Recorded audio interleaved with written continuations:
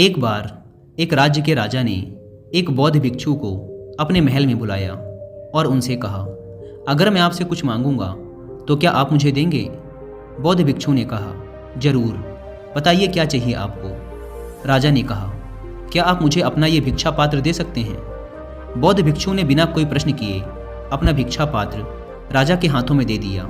उनके कपड़ों के अलावा ये भिक्षा पात्र ही उन बौद्ध भिक्षुक के पास एकमात्र सांसारिक वस्तु थी जिसे उन्होंने बिना कुछ सोचे राजा को दे दिया था। राजा ने बदले में बौद्ध भिक्षु को एक बड़ा सा सोने का कटोरा दिया जिसमें चारों तरफ मोती जड़े हुए थे। बौद्ध भिक्षु ने उस कटोरे को हाथ में लिया और जंगल में बनी अपनी कुटिया की तरफ चलने लगे। वे रास्ते से गुजर ही रहे थे कि एक चोर ने उनके हाथ में वो कीमती सोने का कटोरा देख लिया और उस कटोरे को चुराने के उद्देश्य से उनका पीछा करने लगा।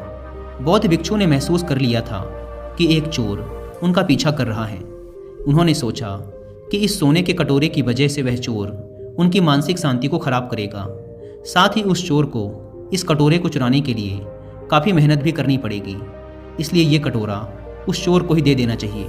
जब वे बौद्ध भिक्षु अपनी कुटिया के द्वार पे पहुँचे तो उन्होंने उस कटोरे को कुटिया के बाहर ही फेंक दिया और चुपचाप कुटिया के अंदर चले गए।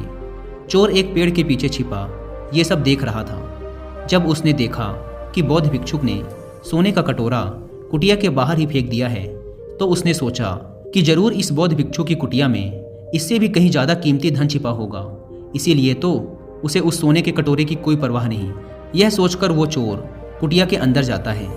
कुटिया के अंदर वे बौद्ध भिक्षुक ध्यान में तल्लीन होते हैं। वो चुपचाप दबे पांव कुटिया के अंदर आता है और चारों तरफ देखने लगता है, लेकिन कुटिया तो एकदम खाली थी। यह देखकर वह चोर और भी ज़्यादा आश्चर्यचकित हो जाता है और सोचने लगता है कि जब इस भिक्षुक के पास कुछ भी नहीं है तो उसने उस सोने के कटोरे को कुटिया के बाहर ही क्यों फेंक दिया। फिर उसने खुद से कहा, इससे मुझे क्या, इस साधु के पास कुछ हो या ना हो, मुझे तो उस कटोरे को लेकर अपने घर निकलना चाहिए।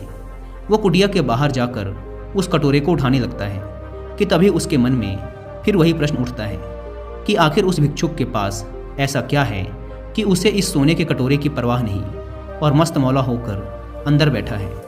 उसके अंदर इस प्रश्न का उत्तर जानने की जिज्ञासा बढ़ती जा रही थी, इसलिए वो फिर कुटिया के अंदर जाता है और जाकर बौद्ध भिक्षुक के सामने बैठ जाता है और उनकी आंखें खुलने का इंतजार करने लगता है। थोड़ी देर बाद वो बौद्ध भिक्षु अपनी आंखें खोलते हैं और उस चोर को अपने सामने बैठा देखते हैं। वो उस चोर को देखकर मुस्कुराते हैं और कहते हैं, तो तुम आ गए?